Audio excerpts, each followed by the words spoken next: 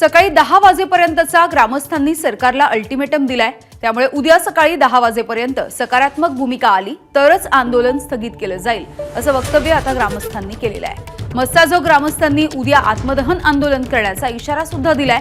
आम्हाला दिलेली आश्वासनं सकाळी 10 वाजेपर्यंत पूर्ण करा असा इशारा आता ग्रामस्थांनी दिलेला आहे।